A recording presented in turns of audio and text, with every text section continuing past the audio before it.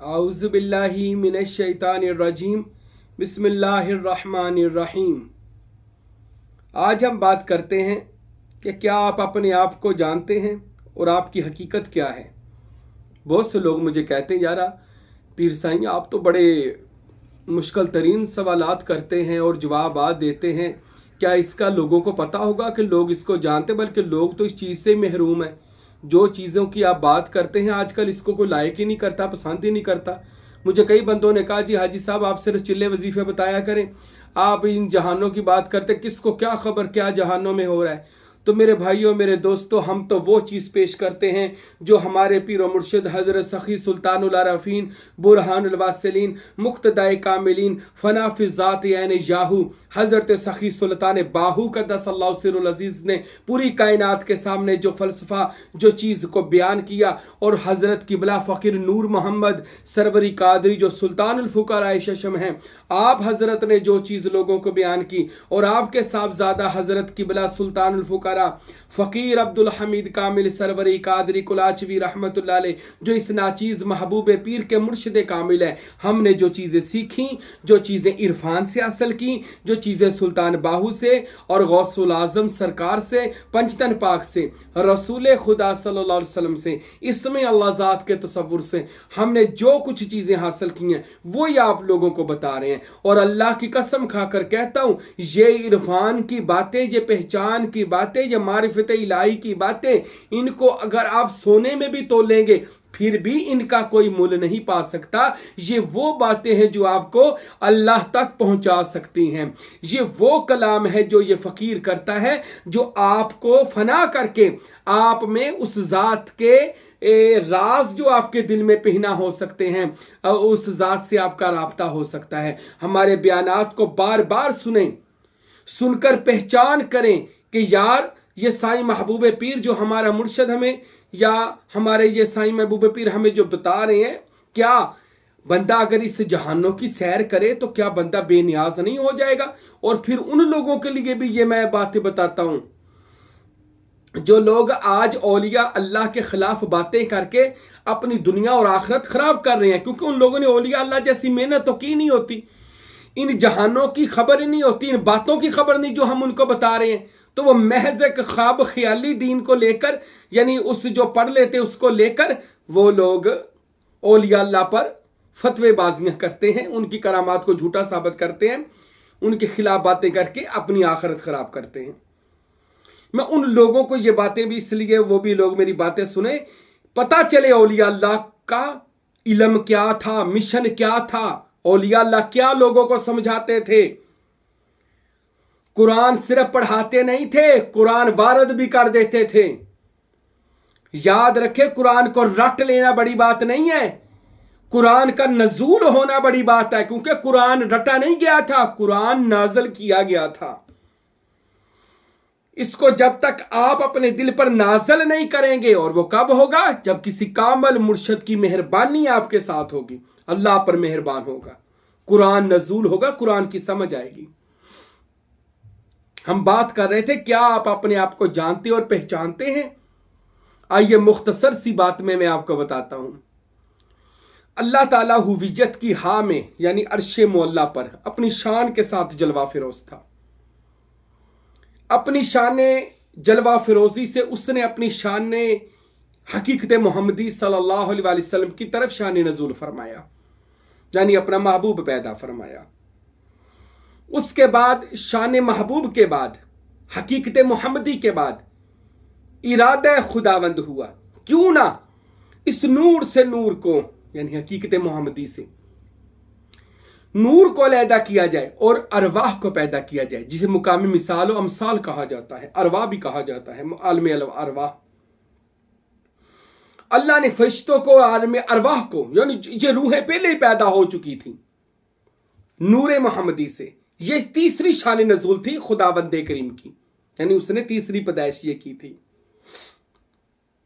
तो अल्लाह रब्बुल आलमीन जलवा फिरोज हुआ फिर अपनी शान के मुताबिक आलमी अरवा में।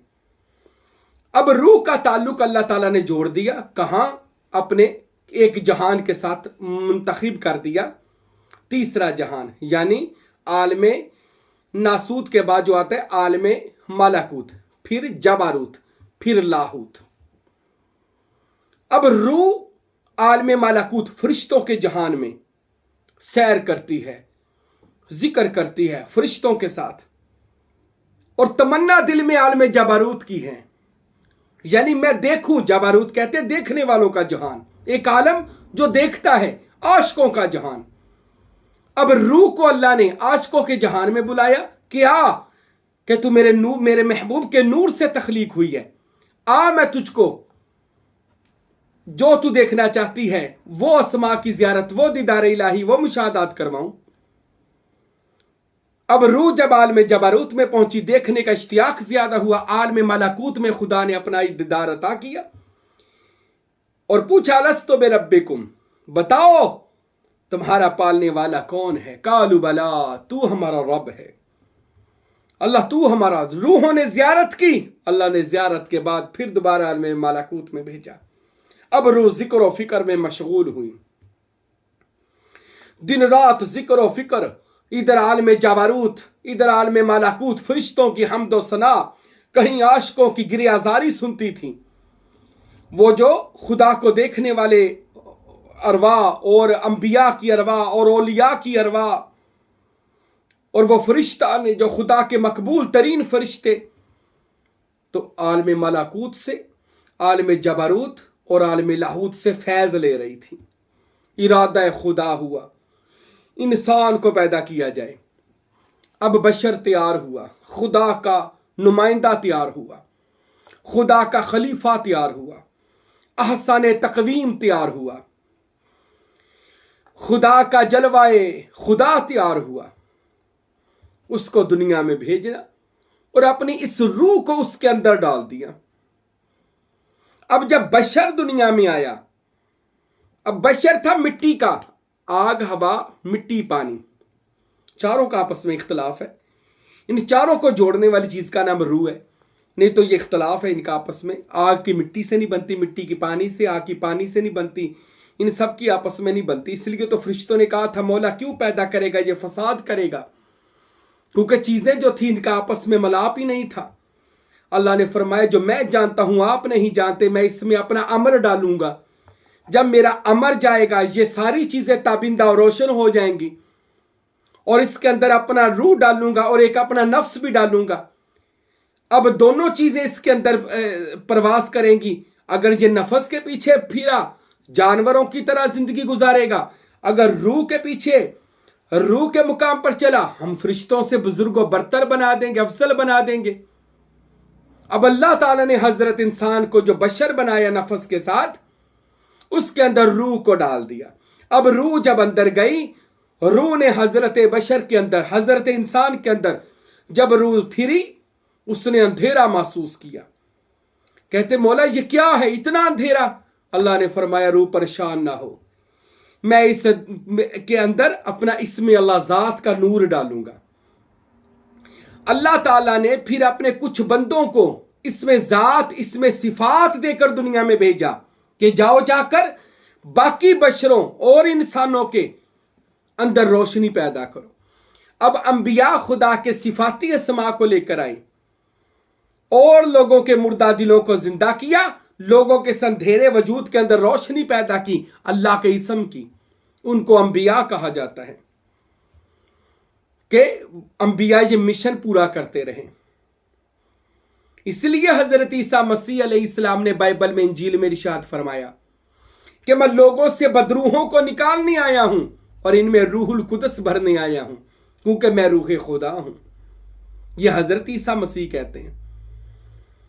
और इसी मिशन को लेकर फिर जनाब हजरत सैयदी व मुर्शदी हजरत मोहम्मद रसूलुल्लाह सल्लल्लाहु अलैहि वसल्लम, जिनको अल्लाह पाक ने इसमें अल्लाह जात ही अता फरमा दिया, जाती इसम, तो रसूल अल्लाह ने जाती इसम लोगों के अंदर मुनव्वर करना शुरू किया और लोगों की जो रूह बंदों के अंदर परेशान थी उनके अंदर खुदा के जाती इसम की फूक मारी और कायम कर दिया, सब्त कर दिया सहाबाई कराम और अहले बैत रसूल के दिल में। और इसी चीज की विरासत रसूल अल्लाह सल्लल्लाहु अलैहि वसल्लम ने बातनी तौर पर मौला अली और उनकी औलाद और उम्मत के औलिया और सूफिया को अता फरमाई कि जाओ जाकर लोगों के दिलों में क्या करो, इसमें अल्लाह ज़ात का नूर उनके अंदर दाखिल करो। अब बशर के अंदर यानी हमारे अंदर, इंसान के अंदर अल्लाह ताला ने अपना अमर रूह डाली जो परेशान थी। फिर अल्लाह ने बंदगाने खुदा औलिया को भेजा, सुल्तान बाहू को, फकीर नूर मोहम्मद साहब को, दीगर मुर्शदों को जो हकीकी मुर्शद हैं, और उनके दिलों में अल्लाह ने सीना ब सीना इसमें अल्लाह ज़ात की रोशनी डाली। और वही ड्यूटी आज के औलिया की लगी और उन्होंने फिर मुर्दा दिल मरीदों को ढूंढा और उनके अंदर इसमें अल्लाह ज़ात की जोत लगाई, लो लगाई। अब पहचानना क्या है, हकीकत क्या जाननी है? हकीकत इसकी रूह की है, जिस्म की नहीं है, क्योंकि जिस्म मिट्टी में मिलकर फना हो जाता है। हकीकत क्या है? रूह। रूह हमेशा रहती है, रूह को कभी मौत नहीं आती। रूह की हकीकत हमेशा रहेगी, जिस्म खत्म हो जाएगा। तो जब आप दुनिया में रहकर किसी कामल मुर्शद के बैत होते हैं ना, वो बैत जिस्म नहीं होता, हकीकत में बैत रूह होती है। और रूह अल्लाह की बैत होती है, यानी उसके मुर्शद के पास अल्लाह की वो रूह ताकत होती है जिससे वो उसको मुरीद और तालब करती है, फिर उस रूह को अल्लाह के नूर में गुम करती है और बंदे का दुनिया में ताल्लुक अल्लाह से जोड़ देती है। बंदे का ये मुकाम और हकीकत है मेरे दोस्तों कि बंदे के अंदर जो रूह है ये आलम मलाकूत और जबारूत और लाहूत की सैर करती हुई इस आलम नसूती वजूद में आकर परेशान है। आज भी बहुत बंदों में रूह परेशान है, अंधेरा है, अंदर कुछ वजूद के अंदर नजर नहीं आता और रूह बारे इला में अर्ज करती है, मौला कोई बंदगाने खुदा इसको मिला दे ताकि वो मेरे अंदर यानी इस बंदे के अंदर इसमें अल्लाह ज़ात की लो लगा दे।